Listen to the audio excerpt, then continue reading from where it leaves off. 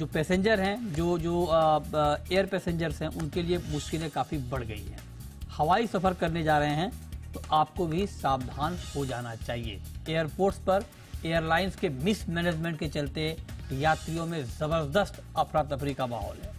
Flights की देरी से एयरलाइंस मतलब जो फ्लाइट में देरी हो रही है उसके लिए एयरलाइंस घने कोहरे को जिम्मेदार ठहरा रही है। लेकिन क्या कोहरा इन्हें यात्रियों को सही जानकारी देने से भी मना कर रहा है? क्या कोहरा इन्हें घंटों पैसेंजर को एरो ब्रिज पर फंसा कर रखने के लिए मजबूर कर रहा है? यात्रियों को आखिर अपनी फ्लाइट संबंधी सही जानकारी वक्त पर क्यों नहीं मिल पा रही है? महंगा टिकट खरीदने के बावजूद पैसेंजर्स के लिए इतनी मुश्किलें क्यों हैं? एयरलाइंस की घोर लापरवाही की कीमत यात्री आखिर क्यों चुकाए? आज हम इसी मुद्दे पर बात करेंगे और बताएंगे आपको कि आखिर इसके पीछे की बड़ी वजह है क्या और एयरलाइंस इतनी बड़ी लापरवाही क्यों कर रही हैं। लेकिन उससे पहले देखिए ये खास रिपोर्ट।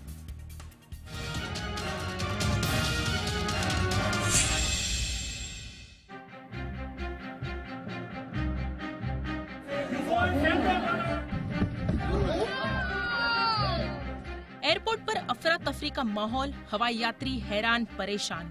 उन्हें पता ही नहीं कि उनकी फ्लाइट कब उड़ान भरेगी। ये किसी एक दो फ्लाइट्स का मामला नहीं है, न ही किसी एक एयरपोर्ट का मामला है। देश भर के तमाम एयरपोर्ट से कुछ ऐसे ही मामले सामने आ रहे हैं। महज 2 दिन में 1000 से अधिक फ्लाइट समय से उड़ान नहीं भर सकी। यात्रियों को 2 घंटे के सफर को पूरा करने में 10 से 15 घंटे तक लग जा रहे हैं। माना कि घने कोहरे ने इन उड़ानों को प्रभावित किया है, लेकिन जहां कोहरा नहीं है वहां भी उड़ानें क्यों प्रभावित हो रही हैं? सवाल तो बनता है। बात करें बीते दिन यानी संडे की, तो कैलिकट से मुंबई आने वाली फ्लाइट को शाम 7 बजे उड़ान भरनी थी, लेकिन उसमें हुई देरी की एयर इंडिया ने कोई जानकारी नहीं दी। दरअसल मुंबई से उड़ान भरकर कैलिकट पहुंचने वाली फ्लाइट को ही वापस कैलिकट से मुंबई लौटना था, लेकिन ये फ्लाइट रात 10 बजे तक कैलिकट नहीं पहुंची। यात्रियों को इस देरी की कोई जानकारी नहीं दी गई। चेक इन के बाद लगेज को लेकर भी यात्रियों में ऊहापोह की स्थिति बनी रही। आखिरकार किसी तरह ये यात्री कैलिकट से अगले दिन यानी सोमवार को सुबह 8 बजे मुंबई जाने वाली फ्लाइट में बोर्ड कर सके। यात्रियों की मुश्किलों की बात करें तो कैंटीन में खाना खत्म हो चुका था। खान पान का कोई इंतजाम एयरलाइंस की ओर से नहीं किया गया था।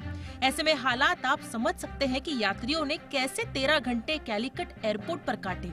वहीं संडे को ही मुंबई से भुवनेश्वर की सुबह 8:30 बजे की फ्लाइट 2 घंटे बाद भी उड़ान नहीं भर सकी। न ही एयरलाइंस ने इससे जुड़ी कोई घोषणा की।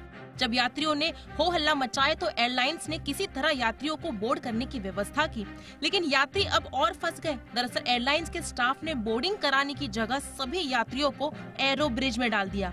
1 घंटे से अधिक समय तक छोटे बच्चे, बुजुर्गों सहित सभी यात्री एरो ब्रिज में लॉक हो गए। इस बदइंतजामी ने यात्रियों को मुश्किल में डाल दिया। आखिर 1 घंटे एरो ब्रिज में फंसे होने के बाद यात्री भुवनेश्वर की उड़ान भर सके। एयरलाइंस के इस मिसमैनेजमेंट को लेकर यात्रियों में अफरा तफरी और गुस्से का माहौल देखा गया। संडे को ही इंडिगो की दिल्ली से गोवा की एक फ्लाइट में यात्री इस कदर आग बबूला हो गया कि वो पायलट से हाथापाई कर बैठा। यात्री का आरोप है कि एयरलाइंस यात्रियों को देरी को लेकर सही जानकारी नहीं दे रही थी। यहाँ साफ कर दे कि जी बिजनेस यात्री की ओर से इस तरह की मारपीट पर उतर जाने का कतई समर्थन नहीं करता है। बात अगर केवल कोहरे की होती तो समझ में आता, लेकिन क्या कोहरा एयरलाइंस को यात्रियों को सही जानकारी देने से मना कर रहा है?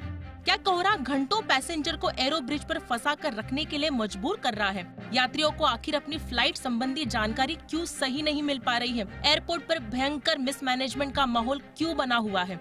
महंगा टिकट खरीदने के बावजूद पैसेंजर्स के लिए इतनी मुश्किल क्यों है? एयरलाइंस की घोर लापरवाही की कीमत यात्री क्यों चुकाए? ये कुछ बड़े सवाल है जिसका स्पष्टीकरण तो हवाई यात्रियों को मिलना ही चाहिए।